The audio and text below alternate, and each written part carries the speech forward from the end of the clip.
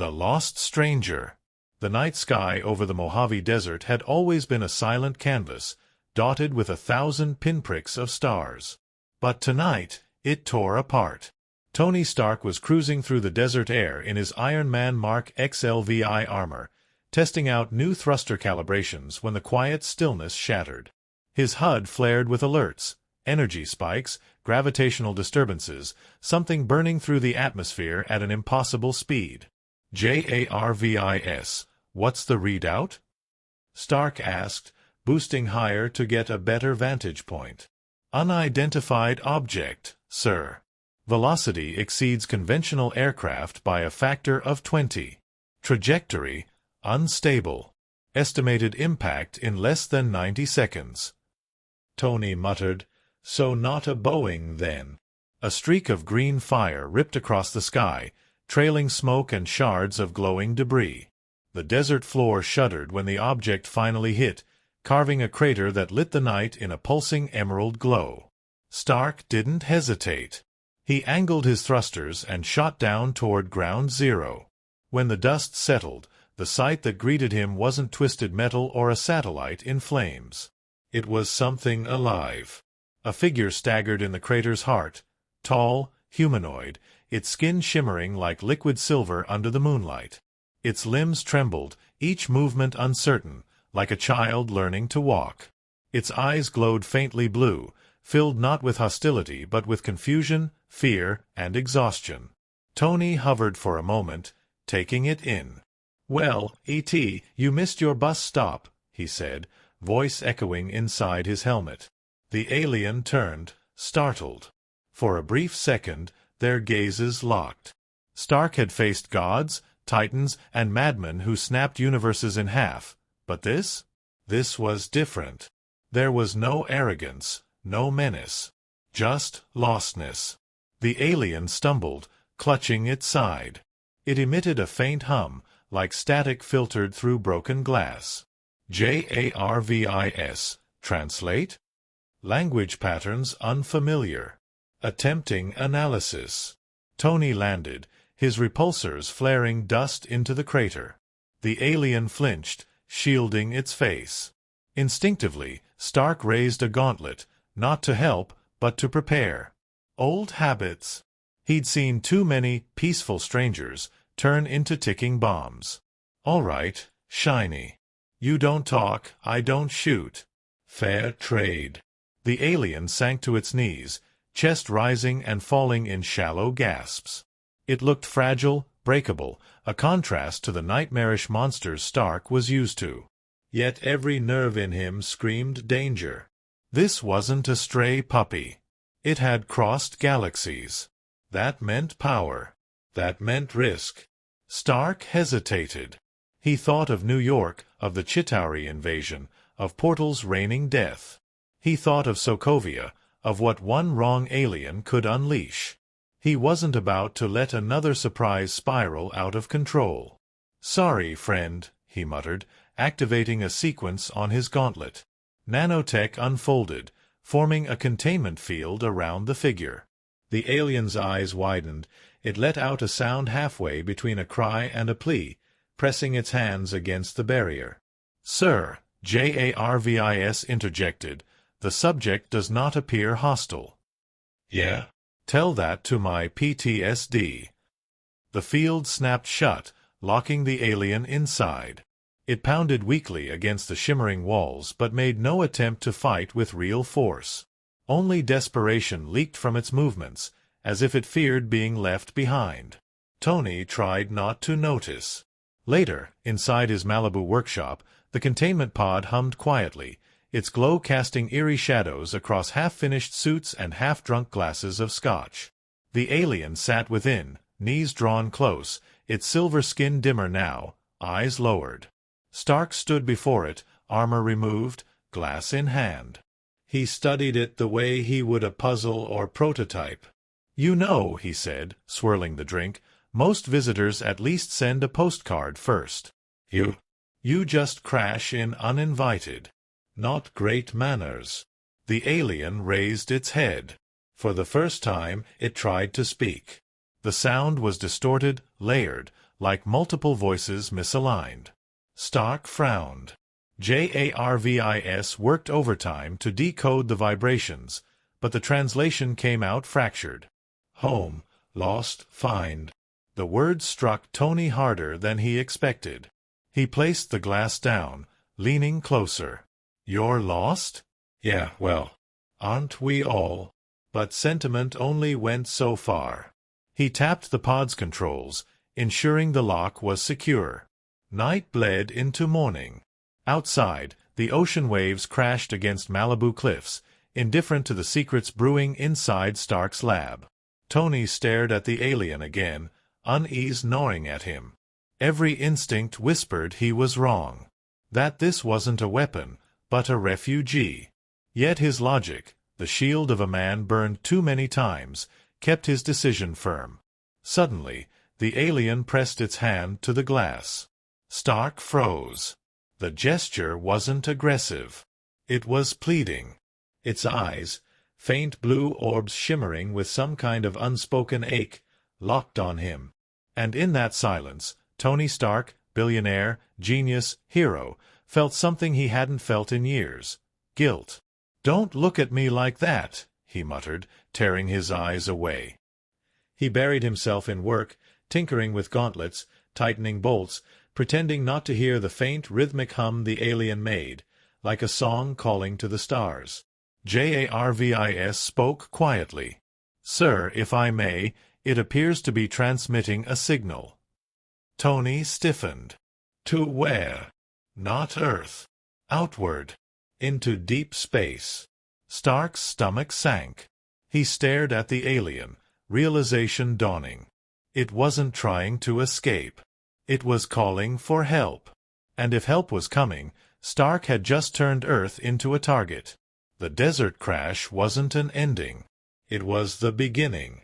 When the skies open. The skies over Los Angeles were never silent anymore. Between satellites, planes, and Stark's ever-watchful defense grids, the city hummed with invisible networks. But on this night, the hum became a roar.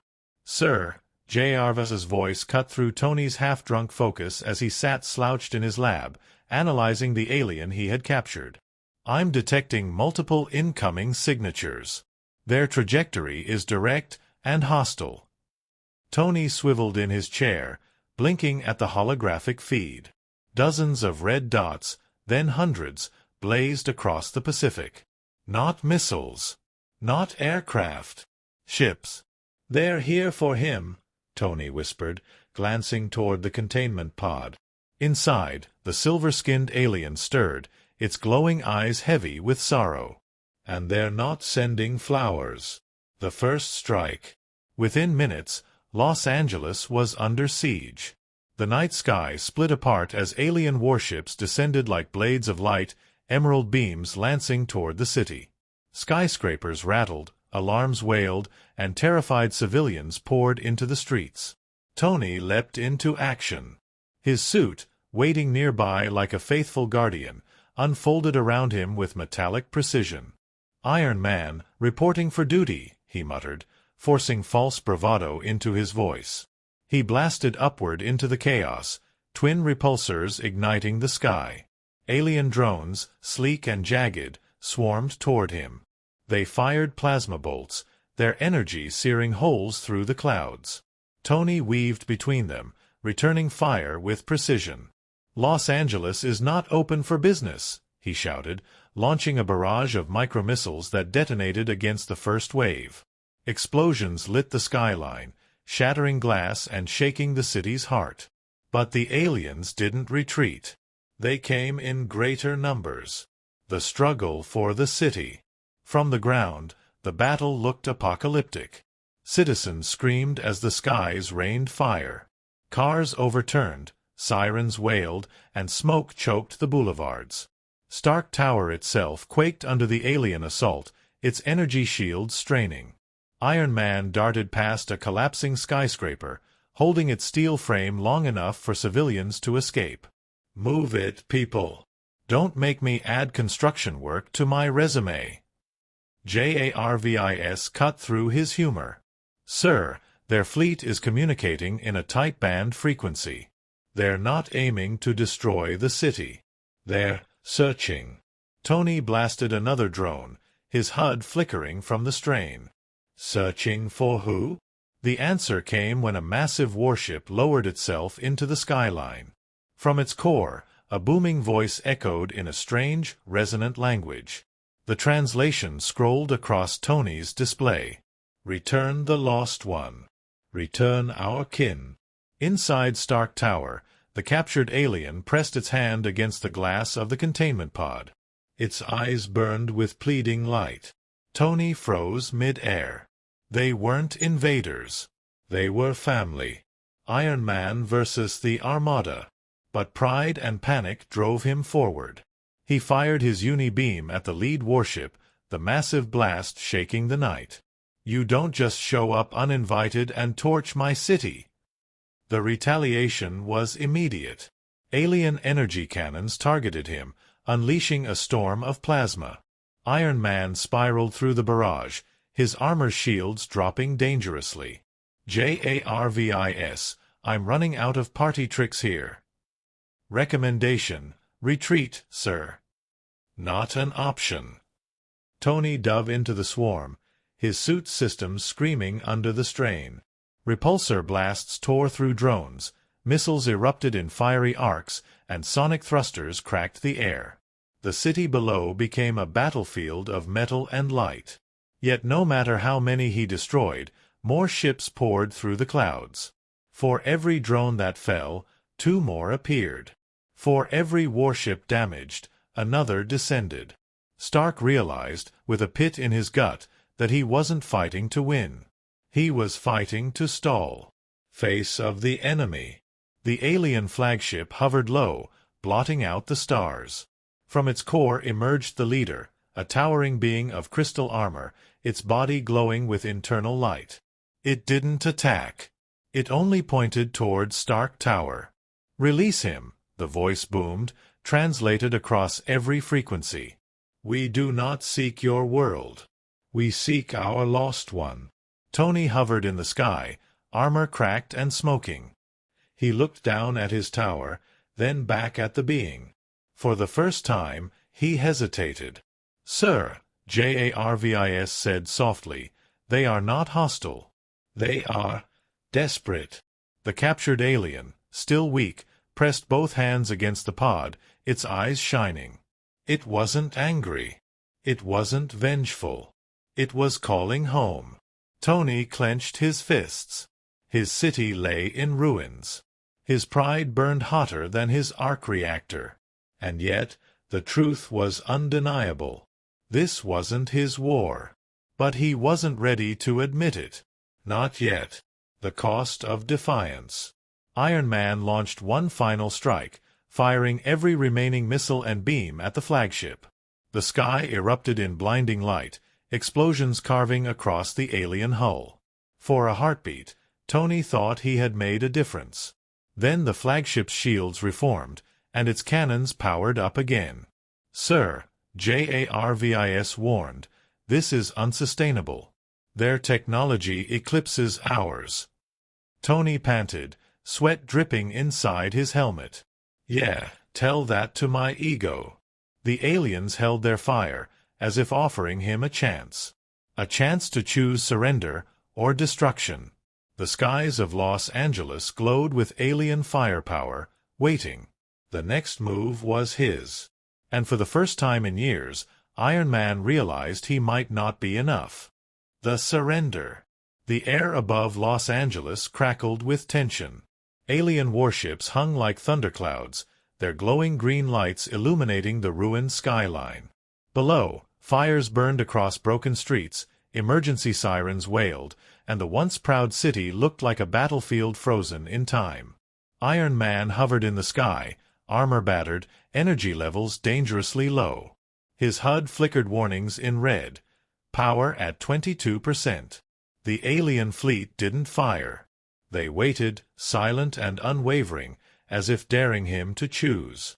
For the first time in his life, Tony Stark felt something heavier than fear, responsibility. The voice of the stars.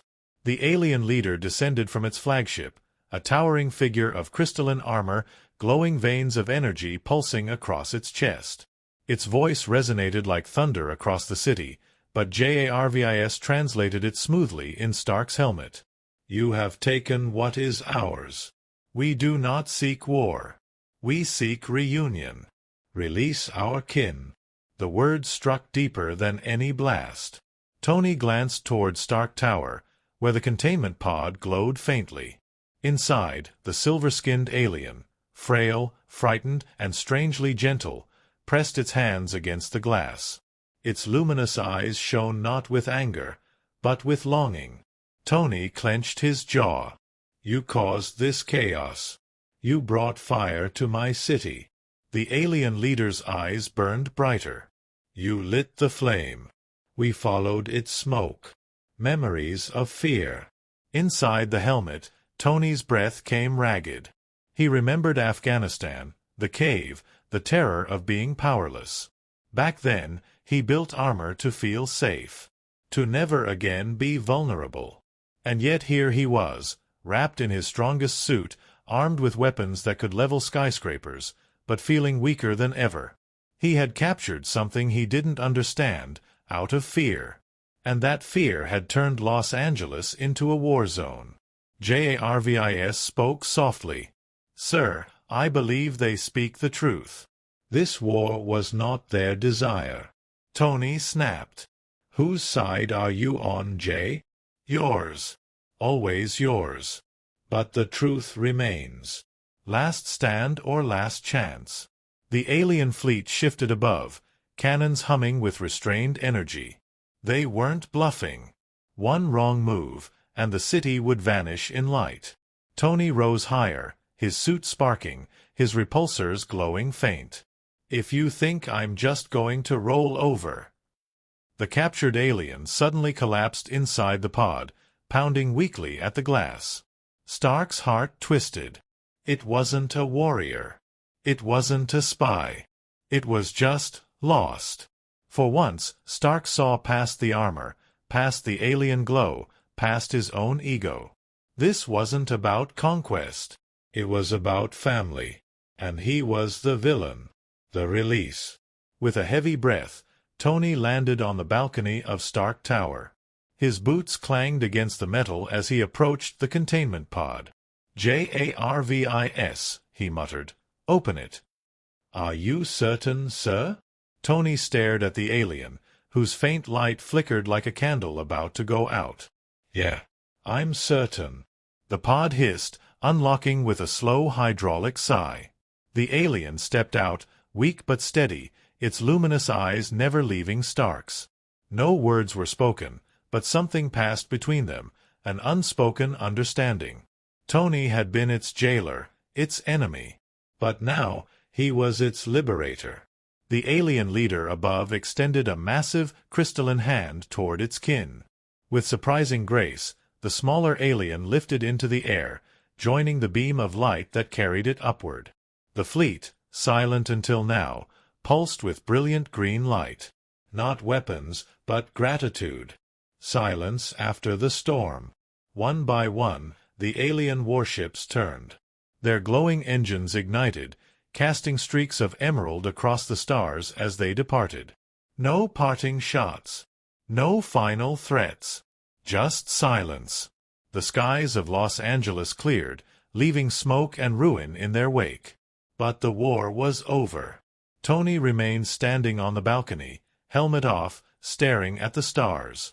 His face was pale, drawn with exhaustion.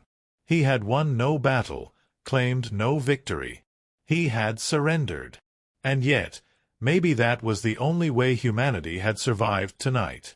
The weight of defeat. "Sir," Jarvis said gently, "you did the right thing." "Did I?" Tony's voice cracked. He looked out at the broken skyline, the burning streets, the countless lives displaced. "Because from where I'm standing, all I did was bring hell to my own doorstep." "Humans are fallible," Jarvis replied. "It is your capacity to admit that which separates you from the machines you build."